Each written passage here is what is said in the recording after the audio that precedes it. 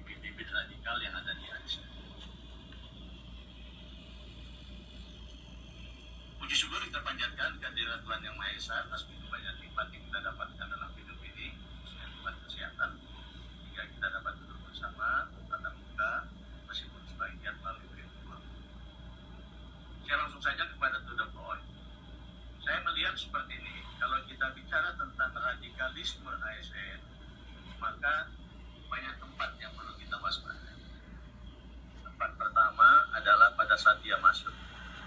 Kalau tidak kita seleksi dengan baik, khawatir kita benih-benih atau pemikiran-pemikiran radikal itu akan masuk ke dalam ASN. Saran saya, meskipun kita tidak lagi menetapkan organisasi tertentu sebagai organisasi terlarang misalnya, tapi kalau sudah organisasi itu diwaspadai atau pemikiran tentang itu diwaspadai, sebaiknya tidak usah masuk ke ASN. Contohnya apa? Misalnya, khilafah itu nggak dilarang. Belum pernah ada undang-undang yang melarang khilafah. Dan belum pernah ada majelis ulama yang menyatakan bahwa khilafah itu terlarang. Tapi pemikiran-pemikiran seperti itu sebaiknya tidak usah kita terima di ASN. Itu bagian pada saat seleksi. Kemampuan kita lah mendeteksi mana ada pemikiran-pemikiran yang aneh-aneh seperti itu. Sebetulnya banyak poin lain tentang itu, apa saja yang tidak harus masuk, tapi mungkin nanti saya lihat kalau waktunya ada akan saya sampaikan. Kemungkinan kedua, masuknya di lembaga pendidikan. Pada saat di ASN ada pendidikan-pendidikan khusus, nah bisa masuknya melalui itu. Nah untuk itu betul-betul kita waspadai di lembaga pendidikan kita, betul-betul pembimbing-pembimbingnya, dosen-dosennya, mereka-mereka yang memang bersih dari peluang-peluang radikalisme. Kalau enggak nanti masuk ke dari sana. Kemungkinan lain adalah dari rumah ibadah. Baik rumah ibadah di institusi pemerintahan, BUMN, maupun rumah ibadah di tempat-tempat tinggal kita. Saya katakan di tempat institusi pemerintahan sangat banyak peluang waktu lalu untuk masuk pemikiran-pemikiran radikalisme. Sehingga saya pernah mengingatkan seorang menteri, karena saya pernah sholat Jumat di tempat itu. Maaf kalau saya bilang sholat Jumat bukan berarti kalau radikal itu hanya Islam saja, bukan. Saya sholat Jumat di masjid itu, saya terkejut. Kemudian saya WA istri menteri yang bersangkutan, Bu, ini bahaya sekali nih. Kok saya sholat Jumat di situ kok khotbahnya menakutkan banget itu. Kok bisa ada seperti itu masuk di kita gitu. Beliau bilang, Pak, dulu lebih banyak lagi. Sekarang sudah saya kikis habis, masih ada sisa-sisanya dikit, akan saya kikis habis lagi. Jadi kembali, ini rumah ibadah bukan saja di luar sana, di dalam BUMN, lingkungan BUMN, di lingkungan pemerintahan pun masuk. Cara masuk mereka gampang kalau saya lihat polanya. Pertama dikirimkan seorang anak ya yang good looking, penguasaan bahasa Arabnya bagus, habis mulai masuk, ikut-ikut jadi imam. Lama-lama orang situ bersimpati, diangkat jadi ikut ngurus masjid. Kemudian mulai masuk temannya dan lain sebagainya. Mulai masuk ide-ide yang tadi kita lakukan. Sehingga memang kami, dan saya kira kami sepakat dengan Bapak Menteri juga, untuk mewaspadai sekali bahwa semua rumah-rumah ibadah di lingkungan institusi pemerintah, pengurusnya harus pegawai pemerintah.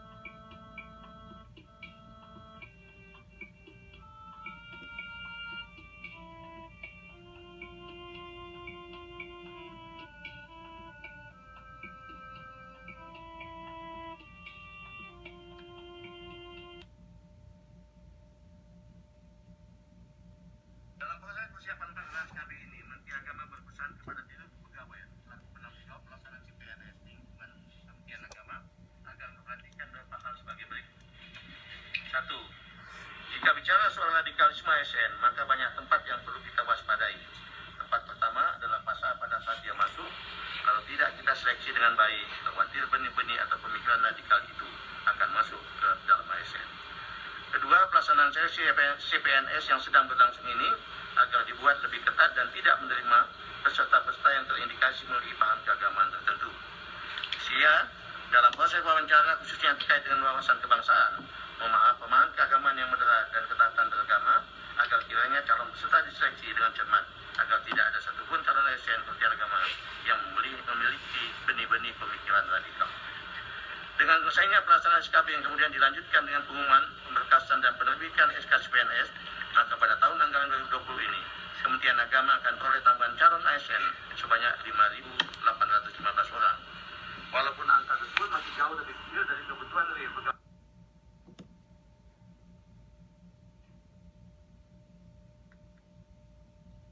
Yang timbul di publik tentang masalah antara lain yang good looking dan sebagainya. Pertama perlu saya garis bawahi, itu muncul bukan di acara Kementerian Agama, tapi di acaranya Kementerian PAN RB. Pada saat orang bertanya, kok Menteri Agama suka sekali ngomong deradikalisasi? Saya katakan memang topiknya adalah deradikalisasi. Jadi kalau topiknya deradikalisasi, mohon maaf kalau bercanda dikit, tidak mungkin Menteri Agama cerita tentang bagaimana memasak gulai kambing. Pasti bercerita tentang apa upaya deradikalisasi yang perlu dilakukan.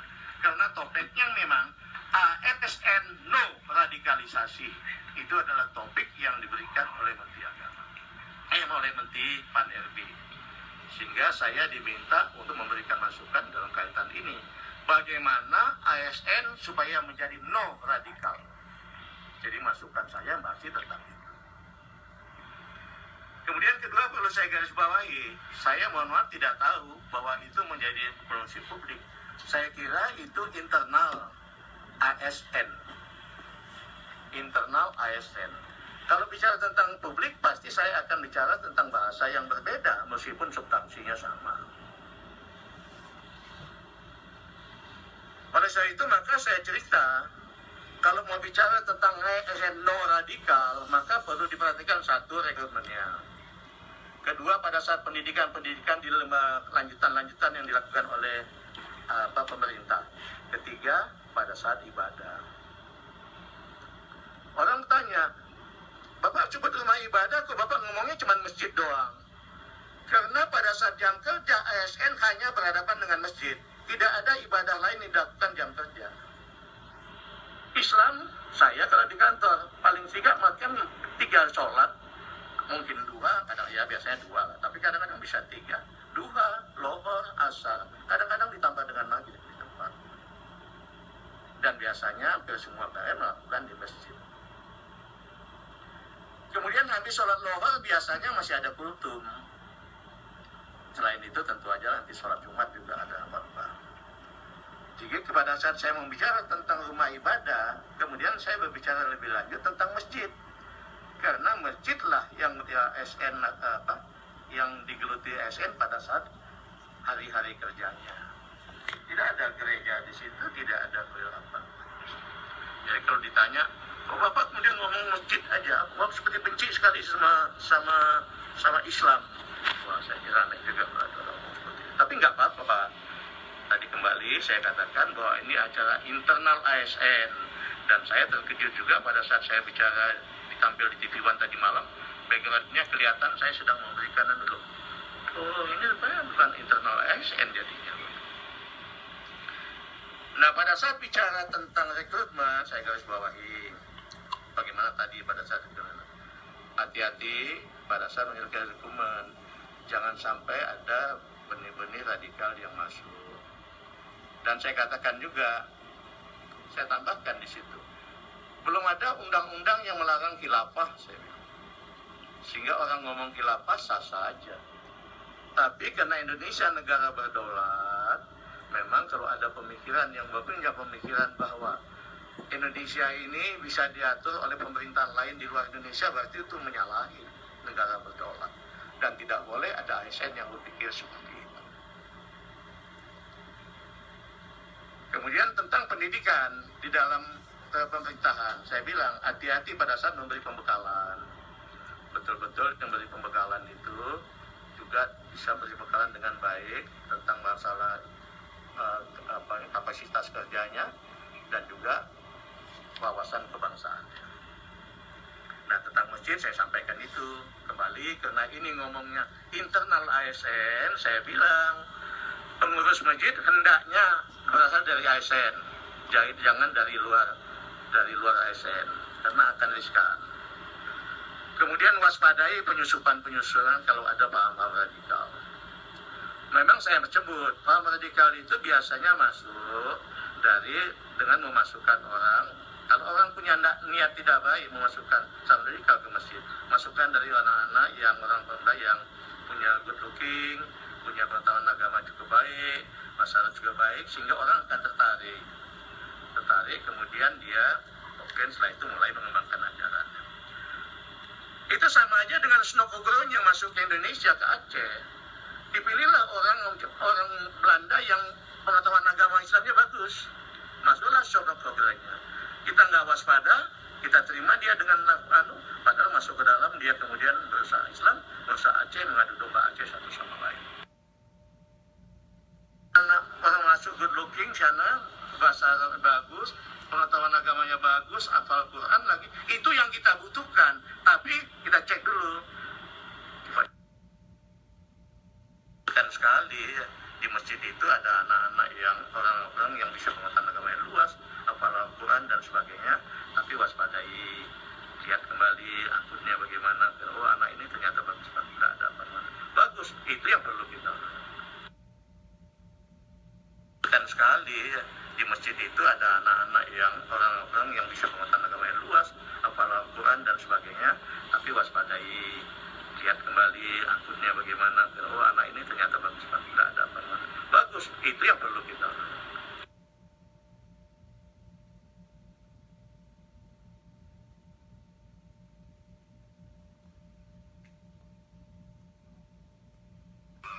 Itu acara internal ASN. Memang menyedihkan kalau memang ada yang menyusup pengetahuan agama yang tinggi tapi membawa paham radikal. Saya pernah 2 kali bertugas dalam misi-misi perdamaian seperti ini. Kadang-kadang saya menangis melihat 2 pihak yang berteriak dengan penuh kebencian, saling menghantam satu sama lain, saling membunuh dengan penuh kebencian, dan masing-masing meneriakkan nama Tuhan yang sama.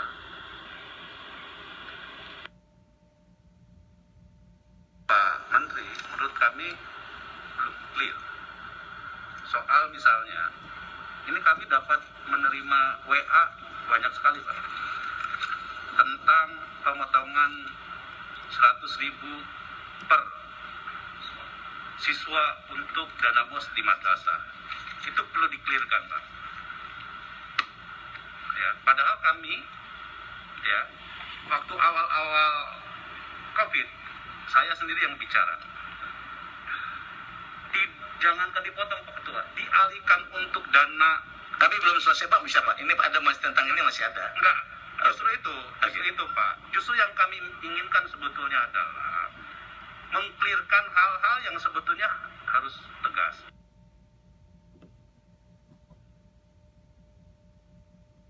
Harus diketahui oleh Pak Menteri. Baik. Yang kedua, Pak Menteri, kita juga bisa berdebat soal radikalisme ini. Soal good looking, soal hafiz dan lain-lain itu.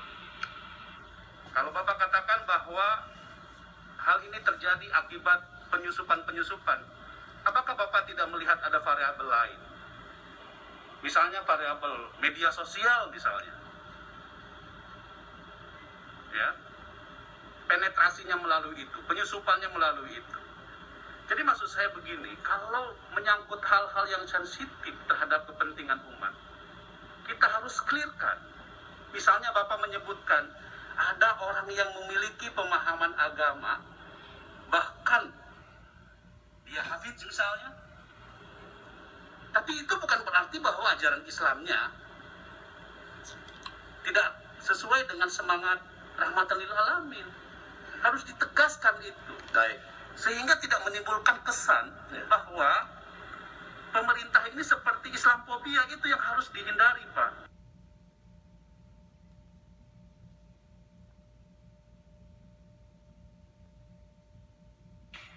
Nah, sekarang Pak Menteri, saya dikit aja Pak. Kalau tadi alasan Pak Menteri itu acara internal, zaman sekarang kan sangat canggih Pak. Handphone bisa merekam, bisa langsung Pak. Jadi kalau itu alasannya saya kira kurang tepat Pak. Maka ini sudah terlanjur gaduh nih Pak. Saya kira penting dikelirkan. Jadi tanggapan masyarakat itu memang Pak Menteri ngomongnya seperti itu. Orang yang hafal Al-Quran, bahasa Arabnya bagus, good looking, itu sepertinya radikal gitu loh Pak. Nah ini yang saya kira penting. Kalau alasan Pak Menteri itu acara internal, saya kira tidak masuk akal Pak. Artinya pembantu-pembantu Bapak ngasih masukan juga nggak benar gitu. Silakan Pak. Nah, Ketua bisa Pak Ketua. Silakan. Lanjut Pak Menteri. Baik, itu waktu sebetulnya untuk 3 pemateri, waktunya diberikan terbatas. Kemudian setelah saya hitung, waktu saya hanya sekitar 14 menit. Dan saya angkat 3 poin itu. Sebelumnya saya tanya ke BNPT di sebelah saya, Anda ngangkat tentang apa? Saya terutama ngangkat Pak antara lain tentang hoak-hoak. Ya oke, kalau itu saya nggak usah ngomong itu lagi. Jadi kembali, kalau mau direkam, kembali dilihat saja yang utuh. BNPT ngomong apa, saya ngomong apa, kemudian satu lagi pegawai yang tidak salah ngomong apa. Pasti kami tidak ada salah satu yang masing-masing memperkuat, tapi tidak ada yang. Jadi mungkin kalau mau dilihat, saya kira kita lihat secara utuh aja kapan-kapan. Dengan bahkan dialihkan untuk kepentingan COVID saja kita keberatan, Pak. Tapi justru dalam prakteknya ini malah ada penghematan, Ketua. Ini gimana coba? Ya, izin Pak Menteri. Jadi waktu kita rapat awal Pak, kita kan memang ingin memperhatikan dampak COVID-19 ini Pak Menteri. Iya. Saya sampaikan waktu itu, jangankan zaman pandemi Pak, nggak pandemi pun madrasah itu tersiok-siok Pak. Termasuk anak didiknya. Dan Pak Kamar waktu itu ngomong, bos nggak akan dipotong. Atau jadi pendis waktu itu. Dan kita sampaikan Pak kepada semua madrasah yang bertanya kepada kita Pak. Nah hari ini mereka viralkan semua itu Pak. Seolah-olah Komisi 8 menyetujui pemotongan pos 100.000 per siswa. 54 triliun itu besar Pak. Iya. Tapi kalau gara-gara 2 triliun dana pos dipotong, saya kira itu nggak punya otak tuh Pak. Nggak punya rasa kemudian terhadap orang-orang miskin tuh Pak. Iya dong. Dan sudah janji kan di depan kita nih Pak. Janji aja dibohongi Pak, nggak pernah kali. Jadi kami dari Komisi 8 nggak pernah itu Pak menyetujui itu Pak. Dan kalau alasan nggak bisa yang lain, saya kira tidak mungkin lah Pak Menteri. 54 triliun Pak Menteri. Masa untuk orang miskin kita potong Pak? 100.000. Yang orang sebelum aja COVID susah Pak sekolahnya Pak. Apalagi sekarang COVID. Orang tuanya nggak kerja Pak, makan susah. Ada juga minta kuota. Nah ini orang bandingkan Pak antara menatama. Jadi saya kira saya jujur Pak tersinggung berat dengan ini Pak. Jadi Pak, Kementerian Agama tidak kooperatif dengan apa yang kita bicarakan Pak. Sudah janji kita semua Pak, tidak ada pemotongan untuk bos. Ternyata dipotong Pak. Dan nggak pernah juga disampaikan ke kita kalau itu dipotong dari situ. Kita taunya setelah ini viral Pak. Gitu loh. Jadi saya kira Pak Menteri coba ditertibkan dulu Pak, apa cara Bapak memimpin di Kementerian Agama ini Pak. Pak, saya kira betul, saya setuju dengan Bapak. Tapi kan pada saat kita rapat, kemudian dilanjutkan dengan rapat-rapat teknis di tingkat dirjen. Dan pada saat itu memang agak sulit saya mengikuti satu persatu hasil rapat Bapak dengan dirjen-dirjen yang bersangkutan. Mungkin kalau bisa berkenan, mungkin Pak ada yang tambahkan Pak. Menteri, kita ini aja Pak. Ya. Gimana kita menenangkan Pak orang yang sedang sekarang terpuruk dengan COVID, dihantam lagi dengan pemotongan itu Pak. Gimana Pak? Saya sedih Pak dengar itu Pak, viral gitu Pak. Diskriminatif, tidak punya perhatian, seperti anak tiri kami di Republik ini. Lo orang sebelum COVID jadi anak tiri kan Pak, madrasah swasta Pak. Sekarang COVID dipotong lagi 100.000 Pak. Saya kira saya nggak setuju anggaran 2021 kita bahas kalau ini belum clear Pak. Saya minta itu dikembalikan hak-hak anak miskin itu, Pak. Setuju, Pak. Setuju. Nggak boleh, Pak. Udah janji depan publik ini, depan forum ini. Setuju pimpinan. Korupsi pimpinan.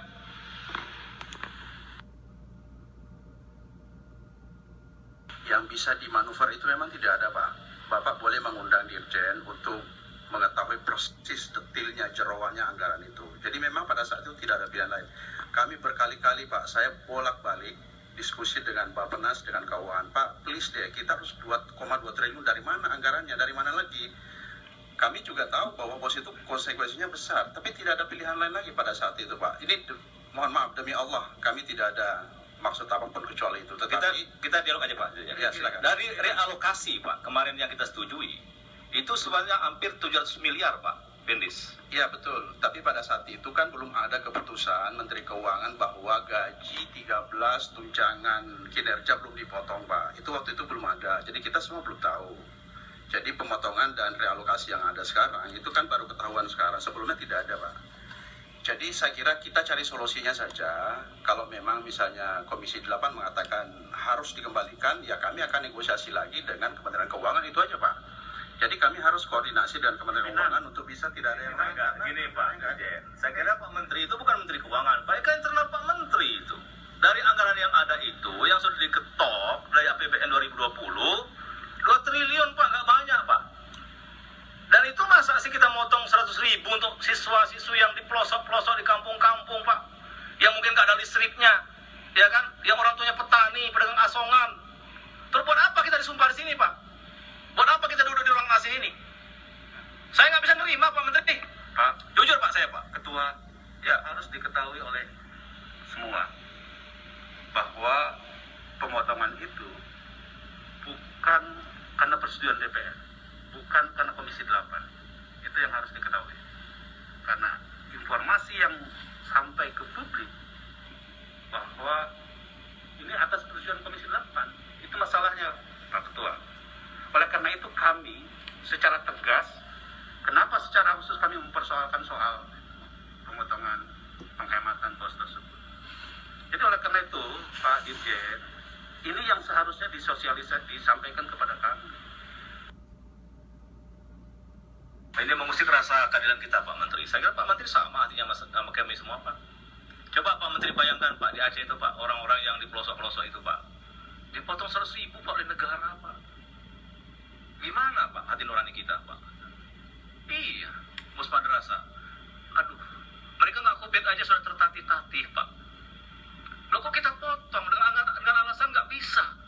Loh, buat apa kita dikasih tugas yang di tempat yang paling enak, Pak? Anggaran triliunan gitu. Dan ini nggak terbuka, Pak. Padahal komitmen dulu di ruangan ini juga tidak ada pemotongan dana bos. Ketika dana bos dipotong, nggak juga ngasih tahu kita, Pak. Seolah-olah persetujuan DPR, padahal DPR dari awal mengingatkan itu. Dan bahkan kita minta untuk madrasah swasta itu ditambah untuk kotanya atau jaringan internetnya. Kita minta, ini malah dipotong, Pak Menteri. Saya yakin Pak Menteri, kalau Pak Menteri tahu dari awal, Pak Menteri pasti juga nggak setuju yang begini, Pak. Khusus kami mempersoalkan soal pemotongan penghematan pos tersebut. Jadi oleh karena itu Pak Dirjen, ini yang seharusnya disampaikan kepada kami. Nggak, gini aja para anggota, saya kira ini mengusik rasa keadilan kita, Pak Menteri. Saya kira Pak Menteri sama hatinya sama kami semua, Pak. Coba Pak Menteri bayangkan, Pak, di Aceh itu, Pak, orang-orang yang di pelosok-pelosok itu, Pak, dipotong 100 ribu, Pak, oleh negara, Pak. Gimana, Pak, hati nurani kita, Pak? Iya, bos madrasah. Aduh, mereka nggak COVID aja sudah tertatih-tatih, Pak. Loh, kok kita potong dengan alasan nggak bisa? Loh, buat apa kita dikasih tugas yang di tempat yang paling enak, Pak? Anggaran triliunan gitu loh. Dan ini nggak terbuka, Pak. Padahal komitmen dulu di ruangan ini juga tidak ada pemotongan dana bos. Ketika dana bos dipotong, nggak juga ngasih tahu kita, Pak. Seolah-olah persetujuan DPR, padahal DPR dari awal mengingatkan itu. Dan bahkan kita minta untuk madrasah swasta itu ditambah untuk kotanya atau jaringan internetnya. Kita minta, ini malah dipotong, Pak Menteri. Saya yakin Pak Menteri, kalau Pak Menteri tahu dari awal, Pak Menteri pasti juga nggak setuju yang begini, Pak. Karena Pak Menteri hidup ini nggak lama, Pak. Berpikir kita tentang orang miskin itu jauh lebih mulia, Pak, daripada berpikir tentang keuntungan, Pak. Jadi saya kira hari ini para anggota kita nggak perlu bahas anggaran.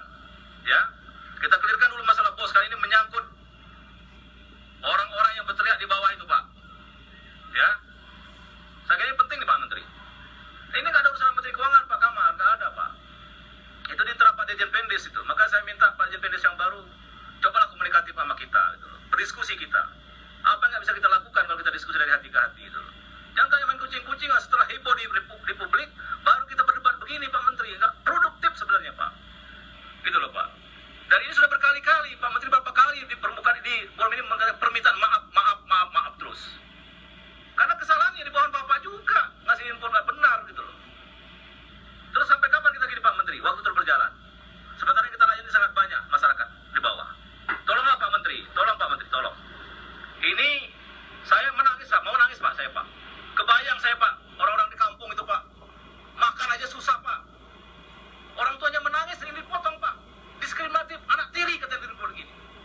Jadi saya kira anggota yang terhormat, kita harus satukan tekad, Pak, bersatu padu. Bahwa kita harus membela orang miskin, Pak. Nggak boleh kita diskriminatif di Republik ini, Pak. Saya Ketua Komisi 8, Pak Menteri bertanggung jawab nih, Pak. Gitu, Pak. Jadi hari ini, menurut saya, Pak Menteri, coba Bapak konsolidasi di internal, Pak. Ini kalau hari ini Pak Menteri jawab atau besok diumumkan publik kalau tidak ada pemotongan bos, saya itu kado paling indah, Pak, bagi anak-anak miskin. Akan sebelum ini clear, kami akan raker dengan Pak Menteri. Ini menyangkut ini, Pak. Sekali lagi ini nggak lama, Pak. Zolim kita, Pak. Dan itu udah janji waktu raker awal. Tidak ada potong dana bos. Faktanya dana bos dipotong. Silakan Pak Menteri. Saya kira rapat kita nggak akan lama lagi, Pak. Ini akan saya tutup nanti.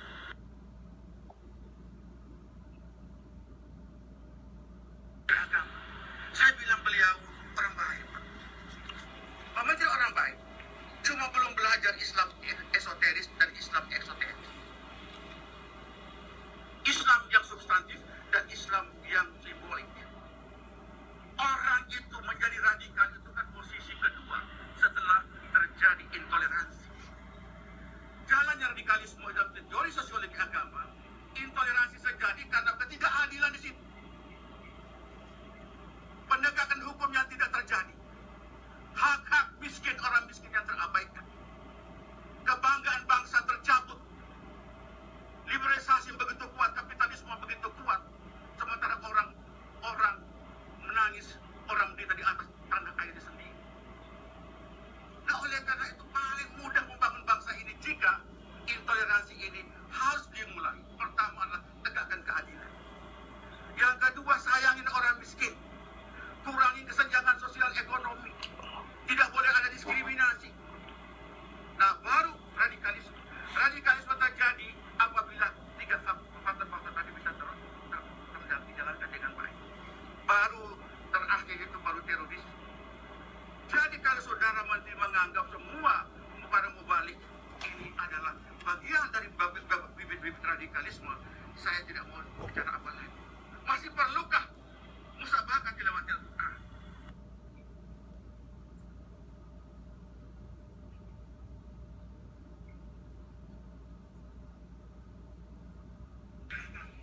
Saya bilang beliau orang baik, Pak. Pak Menteri orang baik. Cuma belum belajar Islam esoteris dan Islam eksoteris. Islam yang substantif dan Islam yang simbolik. Orang itu menjadi radikal itu kan posisi kedua setelah terjadi intoleransi. Jalan radikalisme dalam teori sosiologi agama, intoleransi terjadi karena ketidakadilan di situ. Penegakan hukum yang tidak terjadi. Hak-hak miskin, orang miskin yang terabaikan. Kebanggaan bangsa tercabut. Liberalisasi begitu kuat, kapitalisme begitu kuat. Sementara orang menangis, orang menderita di atas tanah airnya sendiri. Nah, oleh karena itu paling mudah membangun bangsa ini jika intoleransi ini harus dimulai. Pertama adalah tegakkan keadilan. Yang kedua, sayangin orang miskin. Kurangi kesenjangan sosial ekonomi. Tidak boleh ada diskriminasi. Nah, baru radikalisme.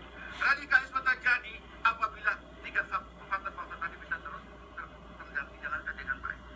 Baru terakhir itu baru teroris. Jadi kalau saudara Menteri menganggap semua para mubalik ini adalah bagian dari bibit-bibit radikalisme, saya tidak mau bicara apa lagi. Masih perlukah musabakat tilawatil Quran?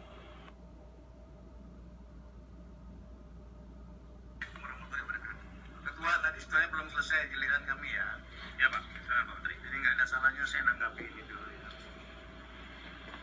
Satu, sebenarnya tadi di ruang rapat pada saat tunggu saya katakan kepada Pendis, apapun yang terjadi, kalau perlu yang lain-lain kita batalkan, yang ini harus kita kembalikan. Jadi saya kira tadi sudah saya garis bawahi. Sehingga tadi saya bilang, oke, kalau Chan mengatakan, Pak, nggak bisa dipenuhi, yang mesti begini. Mestinya itu lakukan, sehingga kembali ini dana ini kembali. Kalau perlu kita lebih daripada itu kita buat. Jadi itu satu sudah saya kira sudah dikerjakan. Memang tadi belum sempat masuk di sini. Kedua, saya mohon juga teman-teman sudah dewasa juga dan sama tuanya sama saya. Yang saya tidak sebut nggak usah disebut-sebut lah. Kalau Menteri Agama menganggap semua penceramah itu orang yang radikal, nggak pernah saya katakan begitu. Nggak usahlah disebut gitu. Sama dewasanya kita, sama kewajiban kita menjaga bangsa ini. Jadi yang nggak saya sebut, saya lebih sondong buka aja utuh apa pembicaraan saya itu. Nggak usah ditambah-tambah dari itu. Orang lain nambah-nambah nggak apa-apa lah. Tapi kalau teman-teman DPR nggak usah nambah-nambah lah. Sama-sama kita ingin menjaga bangsa ini kan, Pak. Saya setuju dengan Bapak. Dulu sama-sama kita berjuang Islam juga sama tantangan saya. Saya mulai dengan Taruna, saya sudah berjuang untuk Islam.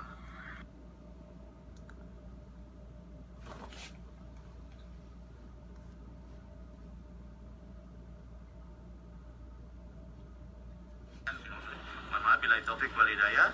Assalamualaikum warahmatullahi wabarakatuh. Terima kasih Pak Menteri. Jadi dana pos yang kepotong itu Pak, 100.000 per orang kita kembalikan Pak ya. Dan ini saya kira kado yang terbaik hari ini Pak buat anak-anak miskin di kampung-kampung Pak. Terima kasih Pak. Ya Alhamdulillah ya. Kalau kita bicara dari hati ke hati, insya Allah selalu di jalan Pak Menteri.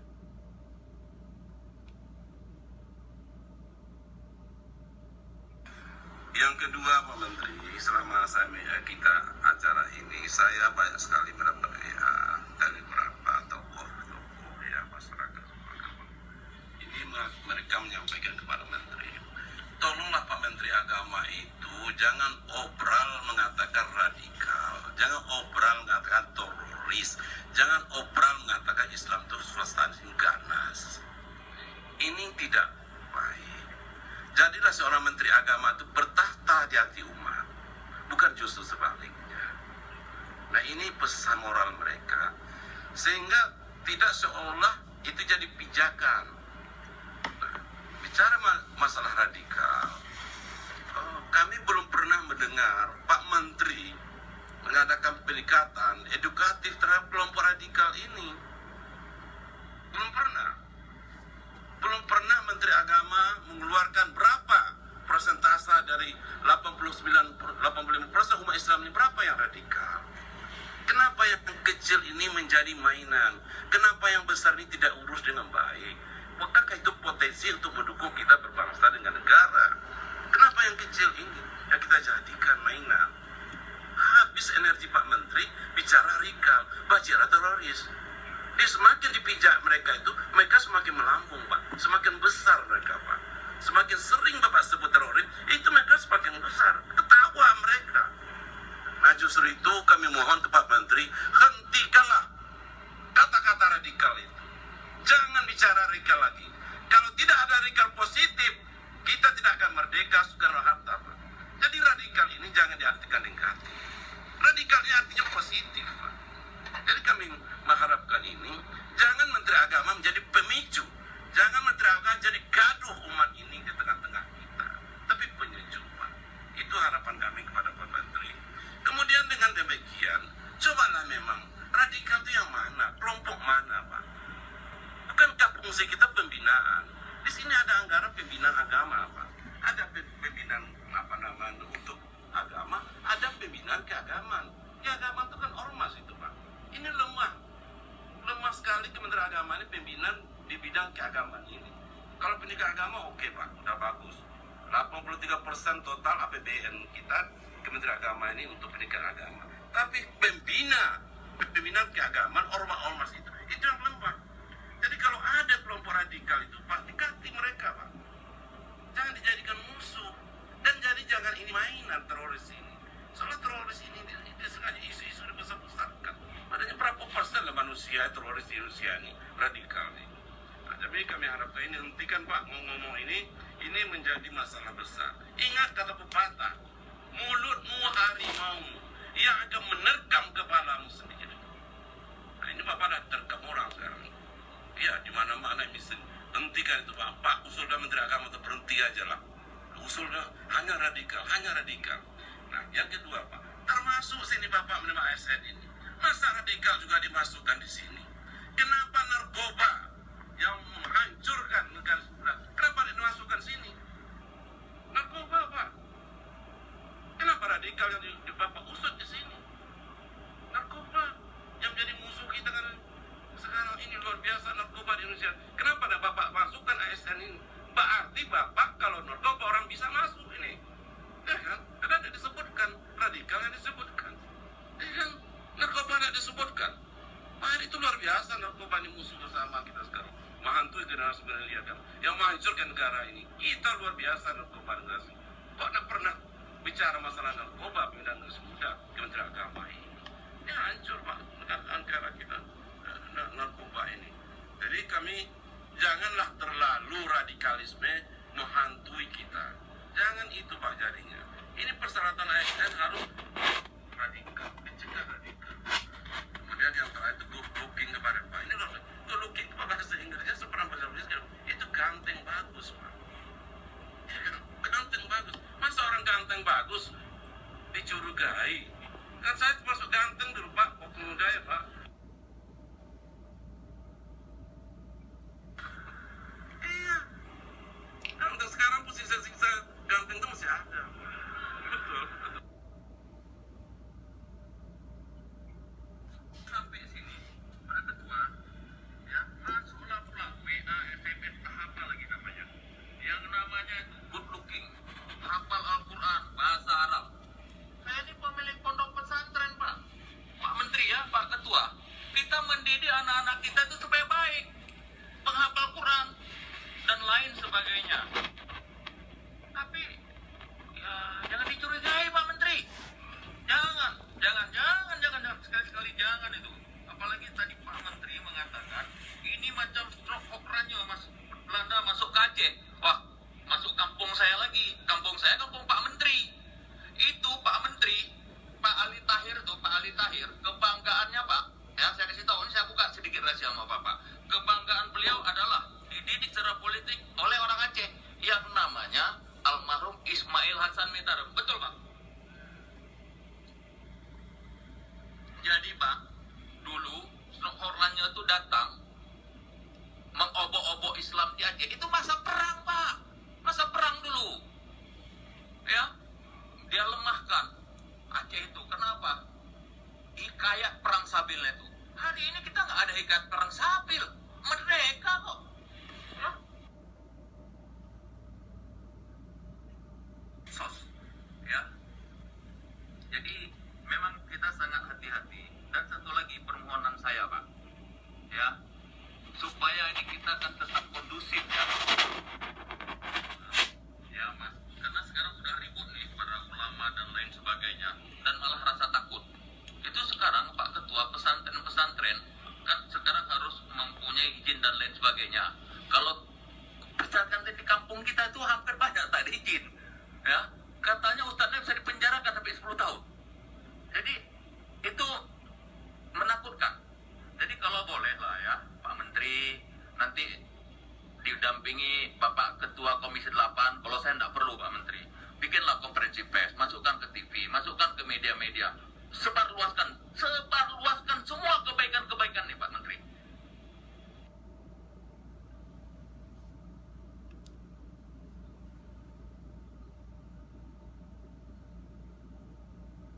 Pilih lembaga pendidikan di lingkungan Kementerian Agama. Film horor jangan ditonton oleh keluarga, akan membuat anak takut dan trauma. Honor TPP guru agama tidak bisa diterima, maka bersiap-siaplah kita menanggung dosa. Wabillahi taufiq wal hidayah. Wassalamualaikum warahmatullahi wabarakatuh. Saya khususnya. Kemudian tentang pada sopan terakhir tentang masalah kegiatan prioritas, tantangan masalah COVID belum tercantum jelas itu. Itu perlu menjadi perhatian kita kembali. Pada saat kita menata kembali tentang dan mengembalikan dana yang pemotongan dari BUP, saya kira bisa kita lengkapi, kita benahi sekaligus. Ya.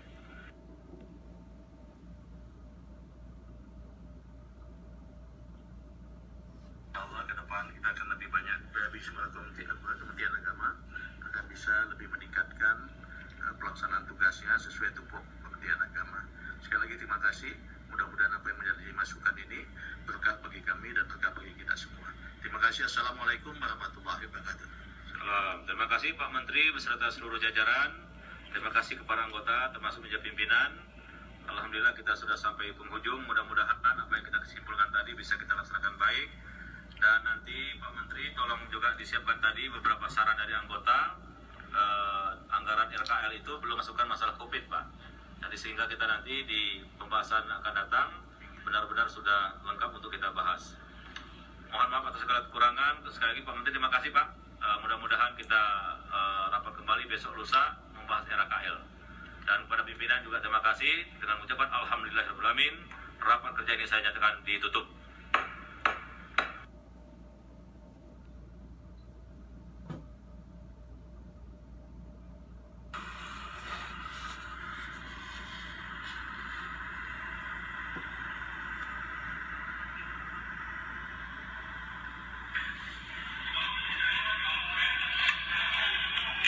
Assalamualaikum warahmatullahi wabarakatuh.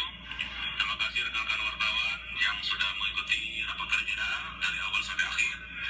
Di ujung rapat ini kami menyampaikan beberapa hal penting terhadap hasil rapat kerja Komisi 8 DPR RI bersama Menteri Agama yang baru saja kami selesaikan. Yang pertama, Komisi 8 DPR RI tadi banyak sekali protes keras dan masukan dari masyarakat terhadap pemotongan dana BOS bagi madrasah sebesar 100.000 per siswa. Kami tadi sudah menyimpulkan tidak boleh ada pemotongan dana BOS bagi siswa. Dan tadi Menteri Agama sudah menyepakati 100.000 per siswa itu akan dikembalikan bagi siswa yang terdampak COVID-19. Jadi Komisi 8 alhamdulillah bisa merampungkan, menyepakati yang menjadi kegelisahan masyarakat, kegelisahan pondok pesantren, kegelisahan madrasah dan siswa itu bisa kami simpulkan dalam rapat kerja ini bahwa dana BOS tidak ada pemotongan lagi. Kemudian yang kedua, kami juga menyepakati tadi 3,8 triliun untuk dana tambahan bagi siswa pondok pesantren dan madrasah, di antaranya untuk kuota internet, kemudian pembelajaran yang lain untuk guru dan lain sebagainya. Dan yang paling penting pada hari ini kami bersama Menteri Agama mengklarifikasi beberapa pernyataan Menteri Agama yang membuat gaduh di tengah masyarakat. Di antaranya pernyataan Menteri Agama good looking, kemudian pintar bahasa Arab dan hafal Al-Quran itu sumber dari radikal yang ada di Indonesia. Kami tidak setuju, tidak sependapat, dan tadi kami minta Pak Menteri Agama untuk tidak melakukan atau menyampaikan pernyataan-pernyataan yang kontroversial atau justru tidak produktif dan cenderung membuat gaduh di publik kita ini. Maka tadi sudah disepakati bahwa Pak Menteri Agama akan memperbaiki pola komunikasi kepada publik, hal-hal yang membuat tidak produktif kita akan evaluasi. Jadi itu hal-hal yang bisa kami sampaikan. Intinya hari ini kami belum membahas anggaran RAKL yang hari ini harusnya dibahas, tapi kami tunda karena terlalu banyak isu aktual yang harus kami selesaikan. Maka kami akan mengagendakan rapat kerja bersama Menteri Agama membahas anggaran tahun 2021, akan kami atur waktu lebih lanjut lagi. Terima kasih. Tidak ada pertanyaan? Cukup ya? Cukup. Udah tegas itu saya. Terima kasih.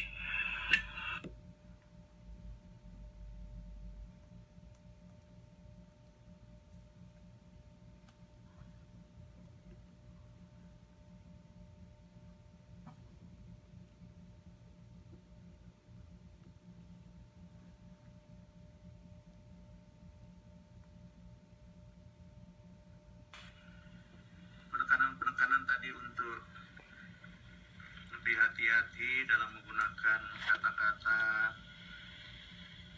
yang jangan sampai berpretensi negatif. Saya sependapat akan menjadi perhatian ke depan, perhatian saya khususnya. Kemudian tentang pada sopan terakhir tentang masalah kegiatan prioritas, tentang tangan masalah COVID belum tercantum jelas gitu. Ini juga perlu menjadi perhatian kita kembali pada saat kita menata kembali tentang dan mengembalikan dana yang bantu yang pemotongan dari BUP. Saya kira bisa kita